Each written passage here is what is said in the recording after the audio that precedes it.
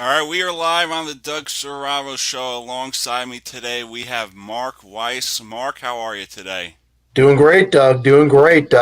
After last night's heart wrenching and exciting hockey, who could not be doing great today? Oh, I'm sure you are, especially you repping the Montreal Canadiens. You support them all year long. Any I re- any did. I reason did. why I you did. chose them? Well, I follow hockey. We obviously do our last word on hockey show every Saturday night. Shameless plug at 6 p.m. Eastern time. And when we did the previews, I looked at this team and I said, this team was built to win in the playoffs. And it's a question of, do they get through the regular season? And they've proven me right. I picked them on that $1 million pool all the way, and all the pundits go across the board. Look at all the pundits. There's a list of like everyone, from Hockey Night in Canada, TSN, you name every outlet. They had them losing to the Leafs in the first round. The best I saw was someone said they'd lose in seven. And it was looking like it was over when they were down 3-1. So, where do you think the changing point, the turning point of that series was? The turning point, oh gosh, the turning point in that series was bringing Caulfield into the lineup. I mean, I still don't understand how in the world Mr. Caulfield was not part of the starting roster for the first two games. And I think if he's part of those first two games, it might not even have gone seven. I know Leafs fans don't want to hear that, but they you can't win. You can't win with four scorers when you're playing against a team that's got a Hall of Fame goaltender, four rock solid lines all the way through, and a mission. For sure. Let's get to Carey Price. This guy has been at elite status most of his career. He won a Hart Trophy. Does he get his Stanley Cup ring this season? You know, if I say yes, I'm throwing that whammy and jinxing. And us folks in the hockey world are the most superstitious people on the planet. Oh, for All, sure. all I'm going to say is that before this run, I figured Carey was a Hall of Famer. This run makes him a first ballot Hall of Famer. And if he gets to lift the chalice, I think there's going to be a lot of Canadian fans off his back completely. Because I don't know if you know it, but like if you go to the Canadian fan sites on Facebook and any other social media, there are people who still rip the guy, and it's like, really, how you rip this guy? I mean, it's like, did you see some of those saves he made? I mean, he made some saves, especially in overtime, when the game could have been over, and that's the difference between an elite level. I mean, both goaltenders were elite level, but one's a future Hall of Famer, and that future Hall of Famer played to that level and played to a 2014 level. And anyone who has anything to say about Carey Price that's not positive just hasn't watched this guy. They don't understand who he is. Yeah, I think he's one of the best of our generation for sure. So, sticking to goaltenders, I always believe in the saying that the reason why the Devils don't have a Stanley Cup in 2011, 2012, San Jose Sharks, is because of Peter DeBoer. Would you say that it was a mistake to switch on goaltenders? Monday morning quarterbacking, yes, I would say that. I'm not Monday morning quarterbacking, though, because on our show, we talked about it, and my broadcast partner, Jim Behringer, said point blank, this is Leonard's net for the balance of the playoffs. And Coach Jay and myself both agreed and said, once he made the switch, you stick with it. And why did he go back to Fleury in Game 5? I don't know. I mean, Leonard single-handedly won them Game 4. If he wasn't in Game 4, we're not even at this point right now. And I don't get it. But honestly, can you really blame the goaltending for Vegas? I think you go no further than the fact that Mark Stone didn't have a point in the series. Yeah, and he said that in his presser last night that he had to, a lot of responsibility falls on him. He's the captain and he has to lead. Yeah, he's the captain, and he went down with the ship, and maybe the ship sunk because of him. But the reality of it is, he didn't put up a point in the series. And you look conversely to the captain of the Montreal Canadiens, another future Hall of Famer, by the way, named Shea Weber. And forget about his points. Look at the hits that guy put on people, and just the poison, the leadership that he had. And so that's a big difference. And I don't want to ruin Stone's reputation or or bash him in the head or anything like that, but he didn't lead his team. And that's all there is to it. The goaltending situation, yeah, I get it. I don't understand why anyone would jockey goaltenders. Once he made the move to Leonard, that's where you would stick. But Leonard wasn't the problem last night. I mean, he played. No, he wasn't. No, I think both goaltenders played great. It's just that Carey Price was on a different level, and the Canadians were not to be denied. I mean, we could talk to my brother, James. We know as goaltenders, you need that consistency. If you go to Leonard in game four, he should have been in net game five. Like, I don't understand why. Yeah, you ask any goaltender, and they don't like being jockeyed around. They don't like finding out, at the day of practice that they're in the taxi squad net or whatever we want to call it. They want to know that they're the starter. And once they replaced Flower with Leonard, which I think was a brilliant move by Coach DeBoer. I think that was a brilliant move. But then going back, took his brilliant move and got rid of it. It's like you make a great chess move, and then the next thing you know, you let them take your queen, and that's what he did. That's the kind of move that he made by going back to the Flower. And I'm not saying that that guy isn't a Hall of Famer, because he certainly is, and he's got the rings to prove it. But the other guy was the hot hand, and you stay with the gunslinger that's the hot hand at that point. So while we're on Vegas, will there be some interesting topics this offseason regarding the goaltending? Will we see Fleury on the move? We thought Fleury was on the move last year. That was there was so many rumors swirling around Fleury. Was he on the move? Is he on the move? Yeah, we thought he was on the move last year, but it didn't happen. I don't think so. I just think that they have to figure out where they're going with this rotation. It's like Bergevin was brilliant in bringing in Allen this year, because he realized that to have a Carey Price stand on his head in the postseason, you can't have a Carey Price who's going to play 80 to 90% of the games. And Jake Allen was the guy who really was the regular season goalie for this team. Carey played in the regular season, but he had his injuries, but he was able to, get himself healthy and ready to play in the postseason and be dominant in the postseason. And it's proven that you have to have a two-goalie rotation in this league, but you have to know which guy's going to be the guy in net in the postseason. And then that's like going back to the 2014 run where Carey Price stood on his head, and then we had the Chris Kreider incident. They didn't really have over by a freight train named Kreider. Exactly.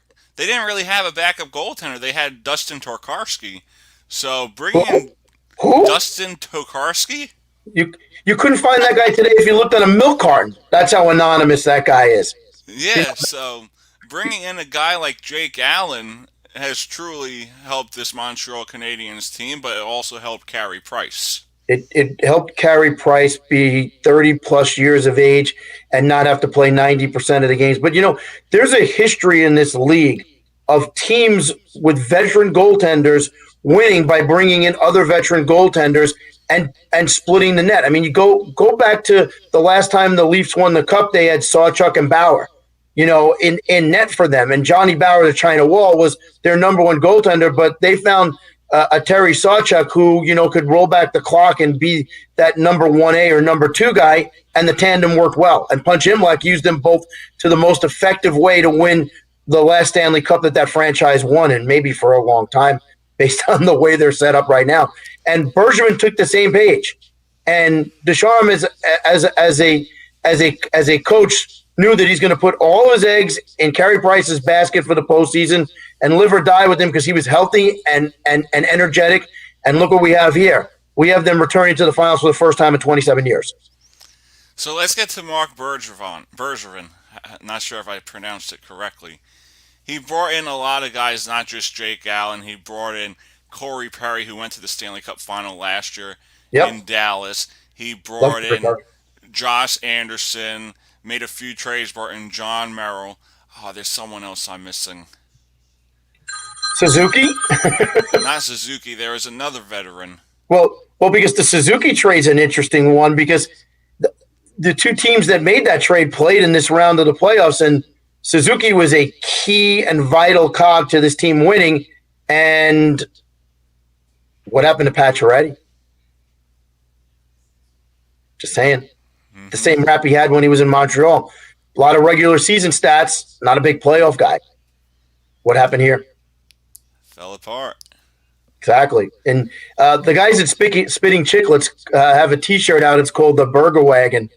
And So it's Pacioretty had an opportunity, I think, in overtime too, and Price stopped him. yeah, that was a huge save because Carey Price is playing like Carey Price, and you just love it. Now, of course, a lot of the naysayers will say that there has been a history of hot goaltenders and teams riding their backs for 3 rounds, and then all of a sudden the glass slipper doesn't fit Cinderella in the finals. So that has been a history of that happening in this league. We saw it happen. I think it was in 1990 with John Casey and the Minnesota North Stars. They hitched their wagon to him, and he was awesome until he met up with Mario and the boys in the finals. I think it was in '82. Was it Richard Brodeur with the Vancouver Canucks? A very mediocre team with a hot goaltender who hit the right stride at that point. I don't see this team like that because this team was built for the playoffs. It was just a question of what were they going to do in the regular season. They've got 4 well-balanced line, and then they have this kid on the first line, which elevated that first line to being more than just 1 of 4 to a little bit more than that. But they can get their scoring everywhere. Whereas other teams, when they put that fourth line out, they cross their fingers and hope they don't mess up. How important do you think Shea Weber has been to this organization? He's huge. I mean, the guy's a first ballot Hall of Famer. He's a great defenseman of this time. And the knock. I mean, do you realize the knock that he got for probably the first 2 or 3 years after the trade with Nashville? Because here's this guy who was, probably a Hall of Famer with his Nashville days, comes to Montreal, a beloved player in PK Subban, leaves Montreal and goes to Nashville, and then goes to the finals his first year. So right off the bat, Shea Weber's on the huge hot seat. Plus, he was injured, and so he missed a lot of time. And everyone was saying, we got an old Shea Weber. Well, this year you've got the old Shea Weber from what we saw him play in Nashville. I think that's a big piece to the puzzle. And you're never going to see a more humble superstar than that guy. But he definitely was being beat up and battered around in Montreal for the first 2 to 3 years after that trade. But now the worm is turned, and Montreal fans see that, PK's kind of regressed in his game. And Shea Weber looks like the old Shea Weber, not an old one. So that's a good thing. Yeah, I think this is I think Bergevin had this plan for the last few years, and it finally came all together. It did. The one guy I like that he brought in was Tyler Toffoli. Stanley Cup Oh, yeah. champion with the Kings, went to Vancouver, and he found his way to Montreal. So, what are your thoughts on the game of Tyler Toffoli? Love Toffoli, love his game, love the intensity he brings. There was a great article that he wrote. He might have had a ghostwriter, I don't know, but he wrote it. It was one of the major papers up in Canada, and he talked about how he wasn't born to be a Canadian, but he's glad to be here, and this was the right time and the right place for him to be here, and he sees great things happening, and he went on about why he loves playing in front and playing in Montreal. He wished the fans were there because, he had not played in front of fans in Central Bell, because of the COVID lockouts and lockdowns, so he didn't see those people. But just the fact that, with 3,500 crazy screaming fans, it sounded more than 3,500. I don't want to out them if they let more people in, but it did sound great. But Toffoli was so looking forward to playing here. He admitted that he was not brought up a Canadians fan, didn't feel he was born to be a Canadian, but he said he was made to be a Canadian. And so I take his word for it, and he's been talking about that since the regular season. And so you got him, you got Suzuki, and you got the kid Caulfield. Man, oh man, that's energy personified. So we could look at surprise runs. We could look at the 2011-2012 LA Kings, Mm-hmm. the 2013-14 New York Rangers. Or even the 14 Kings. No, they were an 8th seed. No one expected them to get to the finals that year either. Yeah, but I think they had the experience, and I think that really propelled them to return to a Cup final. True that, but they were underdogs in every series they were in. And I think they were down 3-0 to San Jose too. Yeah, I bet the Ranger fans wish that San Jose had sealed the deal on that one. Does this team remind you of any of those teams that have had surprise runs? Somewhat. I just don't. I don't buy into the surprise run thing because I've been on it since the beginning, and it's like I said I wasn't going to toot my own horn and say I predicted this and everything like that, but what the heck? How many times are you wrong in your life and people throw you under the bus? Well, I've been on this since the beginning. And I'm Yeah, not you surprised have. by it. Yeah, there you go. Oh my gosh, you're right there. Do you want to hear a story about that jersey, by the way? Yeah, let's give it to the viewers. That jersey I purchased at the Montreal Forum in 1990 when I went to see the Habs play the Oilers. That was the year that the Oilers won their final cup of that run, one of the fifth and final one. But I was up there. I went there to see that game. I bought that jersey. Thankfully, it still fits. It must. I must have done something right that it actually still fits me. But I bought that jersey. I've worn it a zillion times. If you could zoom in on it, it's got so many pill marks all over it. And on the back of it, it's got the great Jean Beliveau on the back. But yeah, I bought that over there in Montreal. Went to the Forum. I've been on this team since day one. I've convinced my broadcast partners as well because I'm not shocked. There's no shock there. This team was built for this situation. Great four lines. The defense. I mean, we haven't even talked about Petrie, Mr. Red Eyes himself. We haven't even talked about Jeff Petrie, a second-generation athlete, because his dad was a champ when he pitched for the Detroit Tigers in 1984. And so this guy is a pedigree unto himself. Played at Michigan State. You know, he is a great player, and he was in the conversation for Norris Trophy for most of the season. And I guess because he's just not a name brand guy that he didn't get to be one of the final three. But look at how great the Canadians have played since he's been back in the lineup from his hand injury. So I want to talk about Edmonton for a moment. Why did That's they where Petrie came from. Yeah, was that a trade or waivers? Trade. It was a trade. Why did they fall apart? Is it just because they just have McDavid and Drystyle and there's no system in place around those guys? Because it seems like they always fall apart. I don't understand why there's no consistency. You understand it. You just said it. It's two guys. You can't win with two guys. You can't win with three lines. You got to have those four lines out there in the postseason, and all you got to do is just key on McDavid. The guy's a generational talent, no question about it. But the problem is he's not surrounded by the right people. I mean, think back to Mario Lemieux's days when he came in, and I know as a Devils fan that's probably a sore spot for you because of the way the draft worked out that way. When Mario went to Pittsburgh, they didn't win until he was surrounded with a good team, and then they won. And the same thing you could say about Gretzky. How many years did they call them the Edmonton Gretzkys before they broke through and finally won in their second shot in the finals? So two guys or one guy don't make a team. Basketball, you can win with two guys because you only have five guys out on the court and you're not swapping, people in and out like you do in hockey. But hockey, you need balance.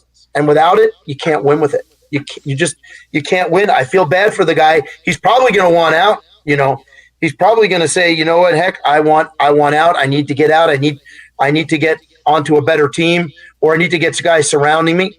But him and Draisaitl are awesome, but there's nobody else. I mean, think of what's the next greatest name you could think of on that Edmonton team? Nugent Hopkins? I would assume so. Yeah. Is that a guy? Is that Darnell a guy? Nurse. Do Really those guys inspire you to want to predict them to go deep in the postseason? Also, No. look at the net. Mike Smith, Mike Smith. 40-year-old journeyman. That's not going to win you a Stanley Cup. Look at the three teams that are left standing in the NHL right now. Obviously, the Habs are in the finals. Hall of Fame goaltender, between the pipes, no brainer there. But defending champs have probably the guy everyone thinks is the greatest guy on the planet right now in net. And the Islanders, Varlamov, has played well above his head at times. He had some shaky moments, but he also has a rock solid system with defense in front of him. And it didn't help to have that guy Pollock jump across the crease and make that save. Yeah, that could have been a changing point. The series is over if he doesn't make that play. But it's all about the goaltending, and you know it. We talk about we throw your brother James's name around. You played your share of net. I know you're a humble guy, but rumor has it that in Monroe Township, people know who you are between the pipes, and it's all about it. Championships are built from the net out, and that's why the Devils won 3 cups, because they had an all-time great goaltender in net, and by the time you got through 3 Hall of Fame defensemen, you were tuckered out, and then you got that wall in front of you. Look at all the teams that have won. Show me teams that have won that had mediocre goaltending. Doesn't happen. No, it doesn't. Doesn't. It's no secret. Building an NHL championship team, there's no secret. Net out. You start with a Hall of Fame goaltender, and you get Hall of Fame defensive players, and then you could have interchangeable 4 solid lines and win that way. That was the Devils' formula for how many years? At least 20. Yeah. Lou never gave big contracts to forwards.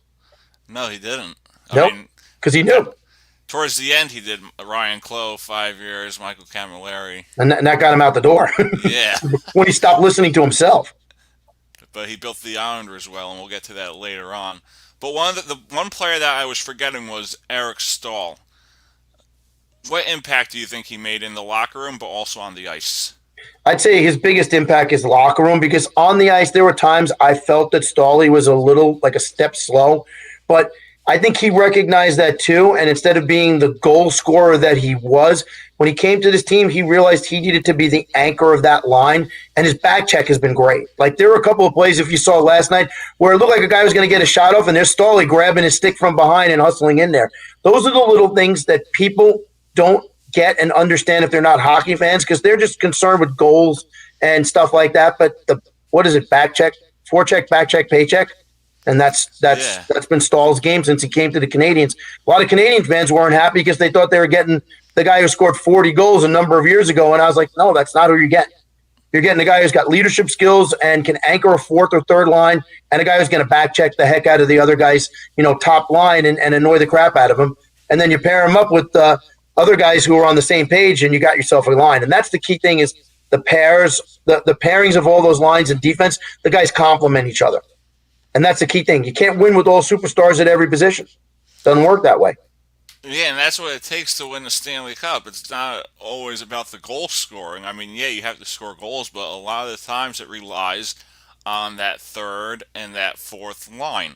And some people forget that.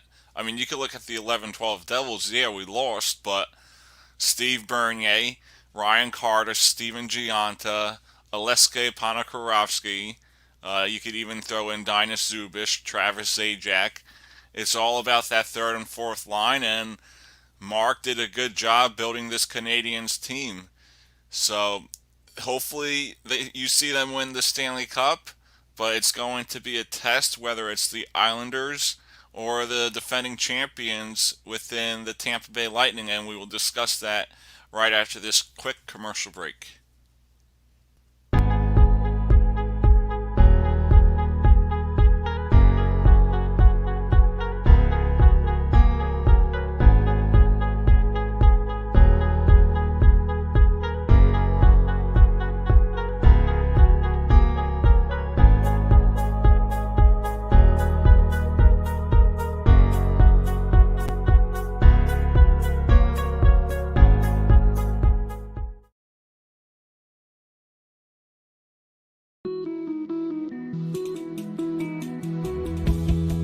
And then the multi-cultural event. I want to do that. I still want to do that.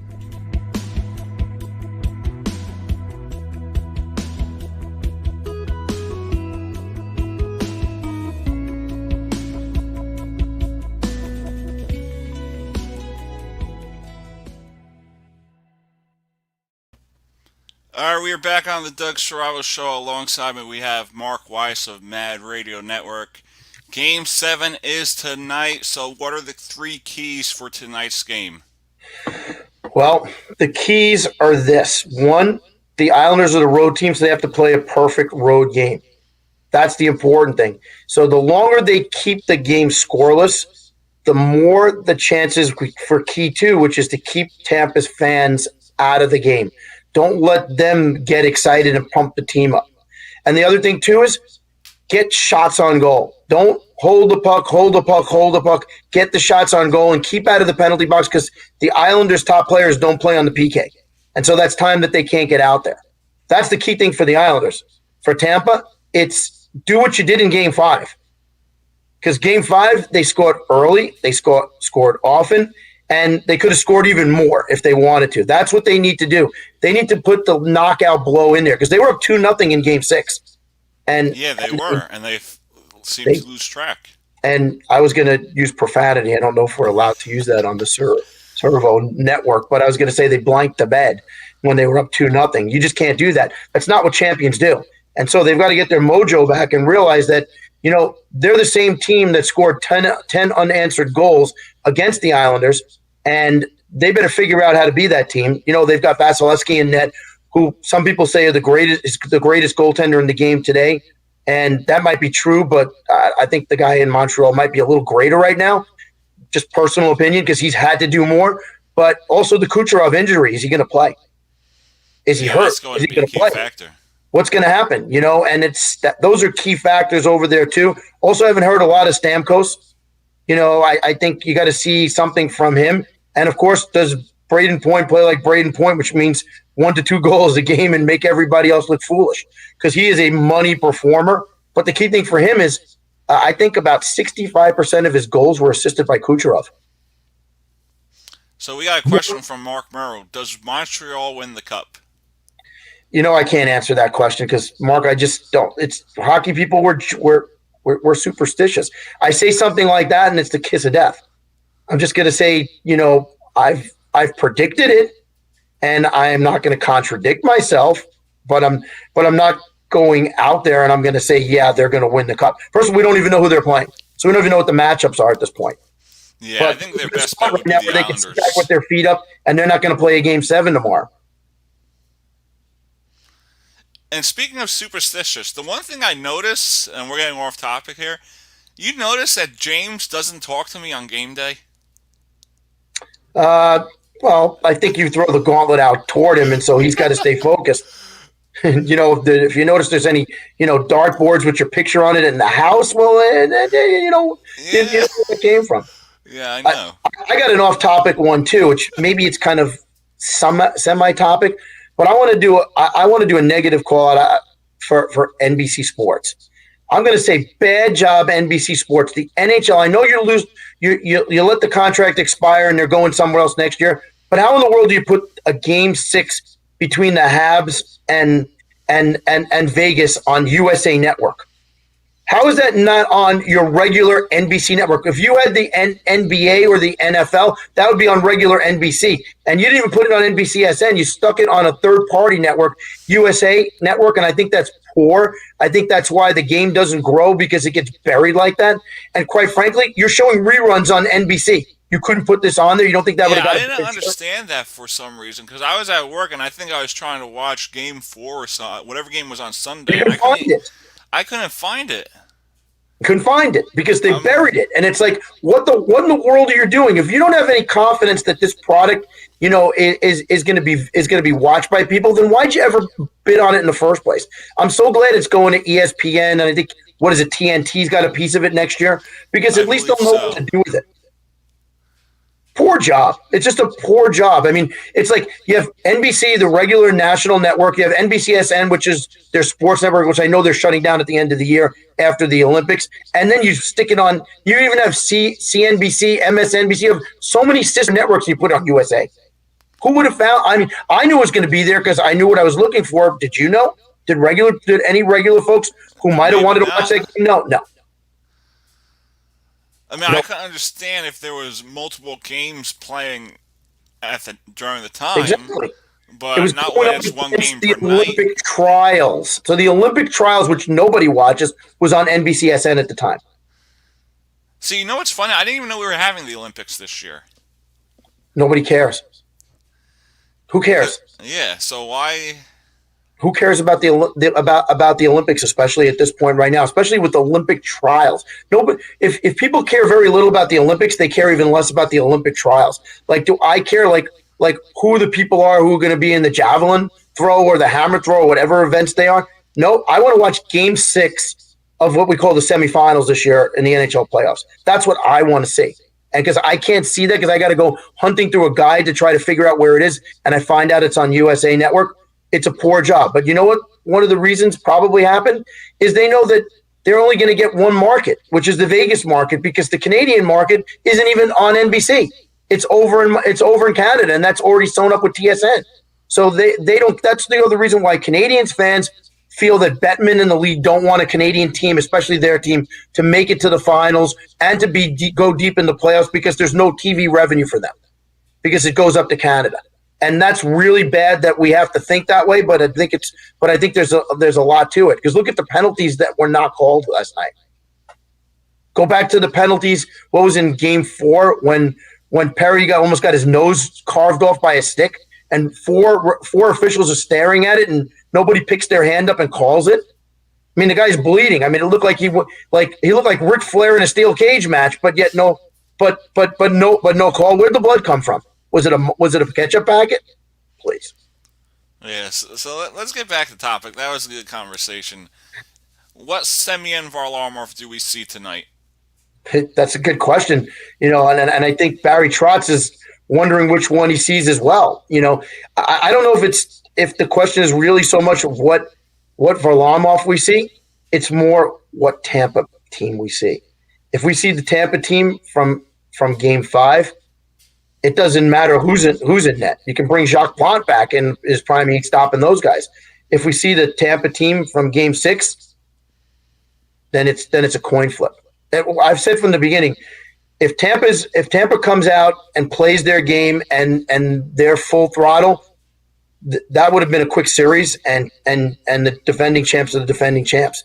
But the Islanders, if they play their best game, they've got to hope that Tampa doesn't play, even remotely good. That's the Islanders' key to winning, and it's happened 3 times already in the series. Does it happen in Game 7 is the key question, because this is where we see the defending champs want to defend their championship. Because they have to win Game 7 now. They put themselves in that position. They're home, which is great for them.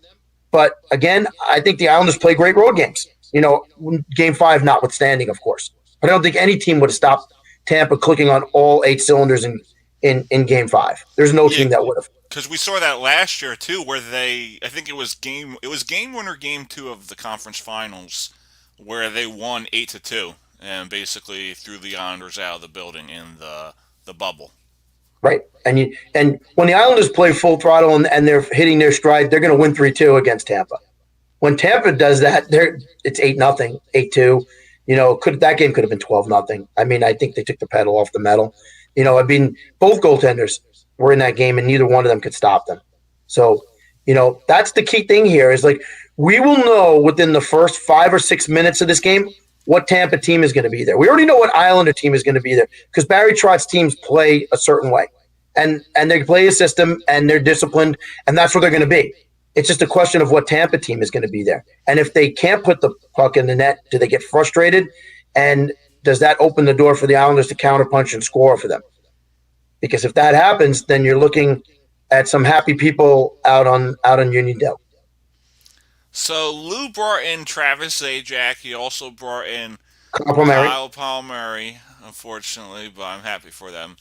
If they the Devils aren't going to re-sign him, so why not let him go and get something?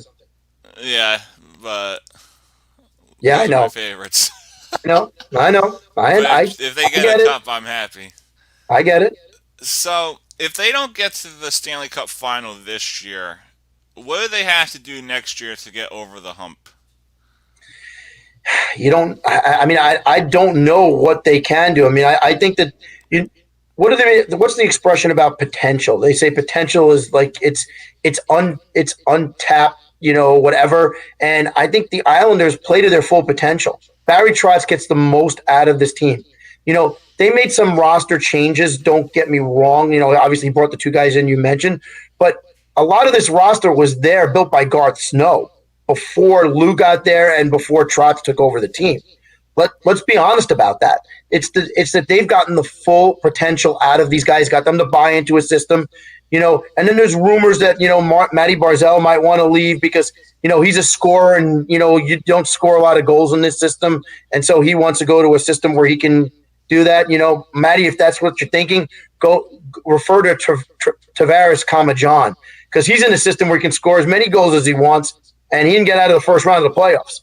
And hockey is all about the Stanley Cup. It's not about these individual accolades because individual accolades mean nothing. Wayne Gretzky was a legend for 5 or 6 years before he won the Stanley Cup, and he needed that cup to salt his legacy. And so everybody knows that in this game. It's not like other games where you can be a great player and nobody cares about not winning the cup. It's the most recognized trophy in all professional sports. Even people who don't know hockey know the Stanley Cup. No, does anybody know what the championship trophy is for the NBA? Larry O'Brien, I think. Right, we got to think about that, right? And we know the Vince Lombardi Trophy in the NFL because they've made a good effort to market it over the last few years. You know, where they walk down the aisle with the trophy and the players kiss it as it goes up to the thing. They've done a good job in the NFL of kind of branding it, but everyone knows the Stanley Cup, and you don't need to brand it. Well, the NFL, I call it the owner's trophy. Probably is the owner's trophy. Yeah, I mean, it kind of is what it is. But I think the Islanders are. I mean, hats off to Lou. Hats off to Barry. That team has that tandem has gotten this team this far 2 years in a row. I don't know what you do other than add in additional scores. But we've seen you add additional scores to teams that play the style, and then they lose their identity and they get frustrated. So it's just all about getting the right breaks. Would a healthy Anders Lee make a difference? I thought so, but the system's so good that maybe not. Because if you have a healthy Anders Lee, maybe you don't get Kyle Palmieri. You might not. I don't know, but I mean, do they miss him? And there's no team that's not going to miss their captain and miss the punch that he does bring to this team. But I think when the most famous line on your team is called the identity line, and it's your fourth line, and it's a bunch of guys who are scrappers who can play the game, that tells you everything you need to know about the identity of the team. Yeah, for sure. So let's get back to Kyle Palmieri. He hasn't really had a few. He had a few big goals early in the playoffs, but I really haven't seen anything. I think since maybe game 2-ish. Does he get on? Does he get on the score sheet tonight? Well, I think he has to get on the score sheet tonight because you bring a guy like him in for these big moments. He played a lot of playoff games when he was in New Jersey, and he came here to win that elusive cup. But these are the big moments you bring a guy like this in for, and you got to see him do something. What did he have? 7 goals coming into the series, so he did a lot. He was on a roll. He did a lot before he got here. But remember, you get a lot more responsibility in the defensive aspect of the game when you're playing a team that has a Kucherov, a Point, a Hedman, a Stamkos. That's a lot different than the previous teams they played. And so that takes away from your offense when you play a lot of effort on the defensive side. So speaking of the defensive side, I want to get to Ryan McDonagh because I feel like he's been a huge part for this Tampa Bay Lightning team since he's been acquired. What are your thoughts on Ryan McDonagh, and how do you feel he'll impact tonight's game? Well, he's always a big impact player. I mean, this team, this Lightning team is strong on the left defense, no question about it. When Ryan McDonagh is your number 2 left D guy, it tells you got a strong defense. I mean, he could have won Game 5 with that great spin move backhand that if there wasn't for presence of mind of Mr. Pollock, then that puck goes in and the series is already over. So, that's a huge piece to this puzzle is that McDonagh is a rock steady guy. He's not that flashy end-to-end rush guy, but he doesn't make bad plays. He's a former captain of the Rangers. He's played a lot of playoff moments in his life, considering the deep runs that the Ranger teams that he was on played. He's also a champion because he won last year. So he's a big impact player. The key thing for him is, who's the guy he's going up against that he's got to stop? Is it Matty Barzal? Is it somebody else? He's got to keep that guy frustrated and off the scoreboard and, do his thing. He does those things. That's what he's here to do.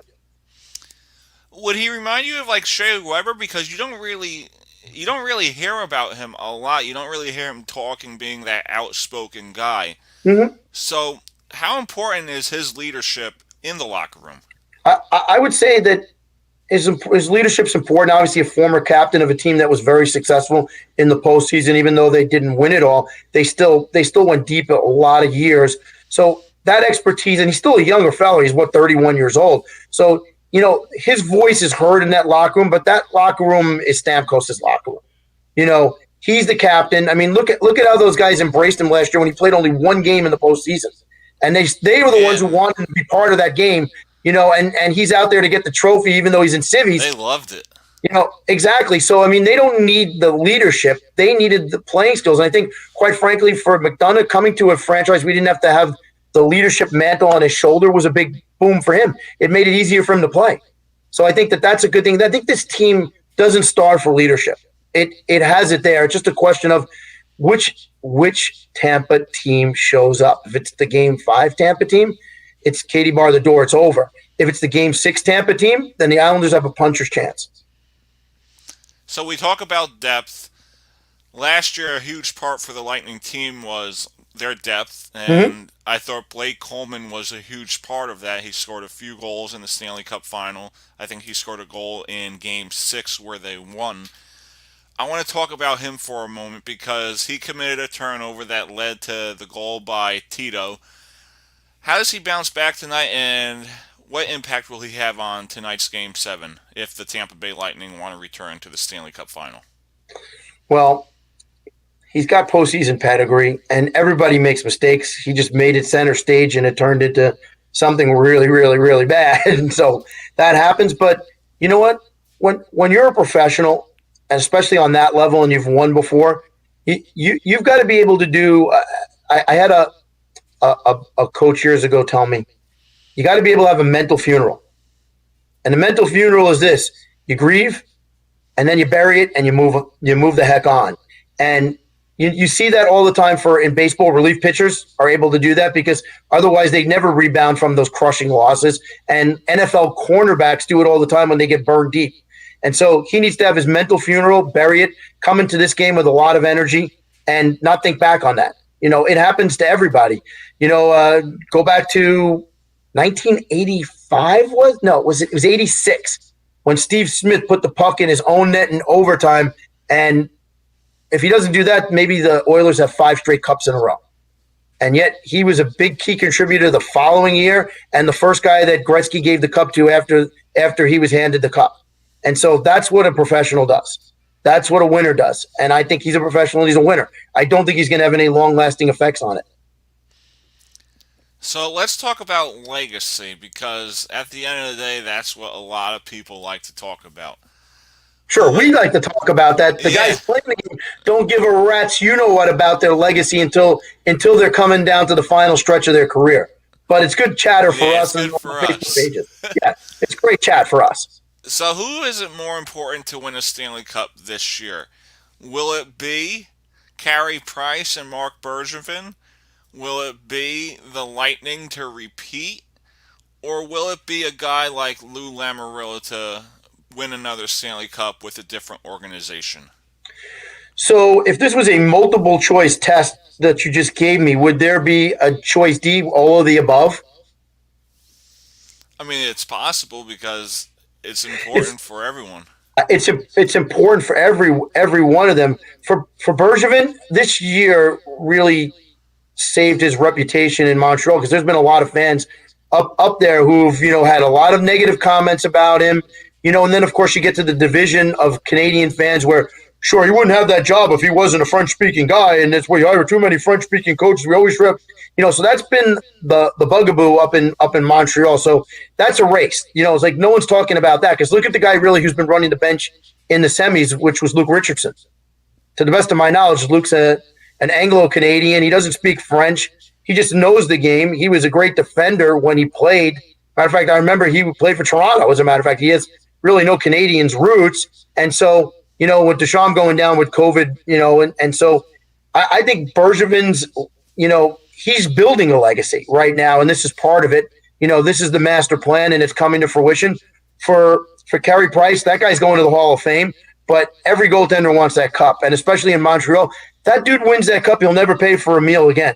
He'll get all the free poutine you can imagine for the rest of his life because he'll never be paying for a meal up in Montreal, without a doubt. And for Lou, you're absolutely right because he didn't leave New Jersey under good terms, and he was a mere figurehead up in Toronto because he never really had any true power up there. He was a president.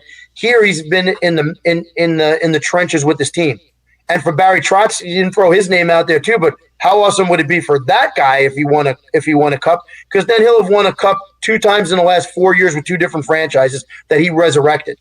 because both franchises were on the down and outs when he came there and he got them to buy into his system. And as you and I both know, when it comes to coaching, it's about getting the guys to buy into your system. That's the biggest step. Once they do that, they can do great things. Yeah, because we think about it with Nash, he had a few runs with Nashville, but he didn't really get over that hump. Nope, because they didn't buy into it. They didn't With buy the into it. with the Capitals, they had their struggles of the second round, but Yeah, call James Pittsburgh. James tells me all the time that Ovechkin just like stepped up his game. He became more of like a leader and not just about like scoring goals. Yeah, he Because scored Trotz goals, challenged him to do so. but he stepped up. He won the Stanley Cup. We saw the hunger. We saw the passion with him. And then this Islanders team, everyone thought Tavares leaving. It's back to those years prior to his draft year in 2007. And now they've made consecutive semifinal appearances. So Hmm. for Barry Trotz, you got to think to win a Stanley Cup with the Islanders, that's gonna head him to the Hall of Fame. I mean, I'm sure he's Well, there already, but he's ready. So I think this just puts him in the conversation with another echelon of coaches. Obviously, not in the Scotty Bowman echelon, but that next tier of guys. That you start to talk about because when you win with two different franchises, that's a huge thing because that doesn't happen all that often in this game. You look at the guys who've won a lot of cups, like Scotty won it with three franchises. But who else comes to mind when you think of people like Arbor won four, but he won it in one place? Punch Imlach won four, but he won it in one place. So that's the key thing is like the guys who won have seemed to only win in one place. Like you think of like Freddie Shero, he won two in Philly and came up short in the finals with the Rangers, so he only won in one place. So Trotz goes into a unique group of people who've won in multiple places. So I think that's important for him. I think for John Cooper, it's important to win the back-to-back cups because last year it was about resurrecting the skeletons in the closet of being outworked by Columbus. That was the hump that the Bolts had to get over, and they did. This year it's about winning back-to-backs because then you're not a fluke. No one can take it away. When you win two in a row, no one can take that away from you. That's not an accident. And then you start to think, well, then you start to throw the possible dynasty tag out there. So that's the other thing too. So I think that's important for those guys. I think Cooper's got to be a little bit more emotional. But to go back to your point about when Trotz took over with the Islanders and when Tavares left going back to the dark years, how bright were those years when Tavares was there? I mean, the year before he left, they could have traded him because the team was eliminated from postseason contention early. And he was like, oh, no, I'm going to stick around. And they never dealt him and they didn't get anything for him. And so that team was on the skids with that guy. And I think he left personally because he went somewhere where he was going to get 1 year less year and $1 million less per year to quote unquote go home. But I think he didn't want to play in the system that Trotz and Lou were going to offer. He knew what was happening because remember, he signed after those two guys were announced, not before. So I think he wanted to play in a wide open system. And that's great for the regular season, but what wins in the playoffs? Even Tampa couldn't win as a wide open team in the playoffs. They had to shut it down. Go back to the days of Edmonton. Edmonton won a lot of 2-1 playoff games, even with all that firepower, because they had to learn how to play playoff hockey. Playoff hockey isn't winning 8-6. no, it's not. It happens occasionally, but it doesn't happen but regularly it's mostly those tough nail-biting games. because it's a different game. And they're won by and the reason it happens is because the first and second lines get neutralized, and you got to get the scoring from your third and fourth line, and that's why they're such low-scoring games. It's a pretty simple recipe. I'm not Phi Beta Kappa, and I figured out the recipe. I think the rest of the hockey world did, but there's a lot of selfish stars in the league who don't want to make the sacrifice to get the ring. So why don't a lot of teams build like that? Well, because look at Toronto. They need the star power. The Rangers did it for years building with star power. And the problem is star power, unless it's willing to commit to playing down and dirty in the postseason, gets 1 or 2 rounds and maybe 3, and that's it. It's happened forever and ever and ever. Even those great Canadians teams, those great Habs teams of the 50s and 60s and the 06 era would, play tough physical hockey in the playoffs. Because everyone was saying, "Oh, watch out for Toronto! Oh, here Montreal's gonna get swept by them. It's over in 5." And then they found their way back, and here they Yep. are in the Stanley Cup Yep. Final. Where are all those pundits who predicted that? I call them out on Twitter. I call them out on Facebook and social media, whatever, and I never get a response from them. Do you get blocked?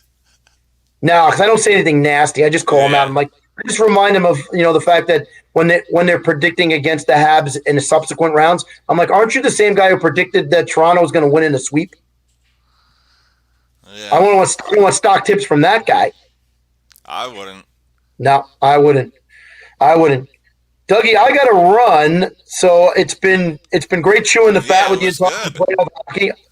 If you have me back, I'll check back in with you. As the finals go on. But it's been great, Yeah, and I for love your sure. show, man.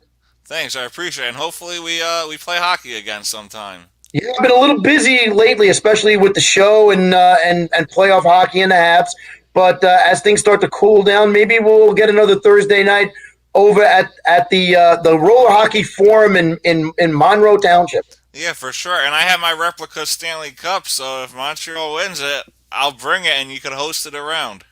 I will make that victory lap with smiling from ear to ear. We could do that. I'll if we won't get ahead of ourselves, but if that's the case, we'll do that. Sounds good, buddy. All right, Mark, it's been a pleasure. Thank you for Take joining care, me. everybody. Thank you, buddy.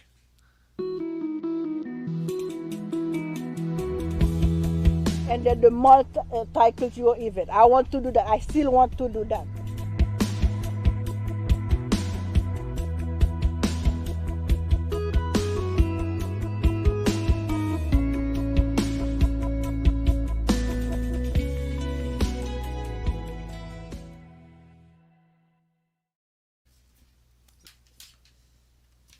That was Mark Weiss on the Doug Saravo show. I think James DiMarco should be joining us today. I'm not sure. Something came up, so if he joins us soon, we'll have him on. If not, we will have another show with him. So thank you guys for joining me on the Doug Saravo show. It is always a pleasure.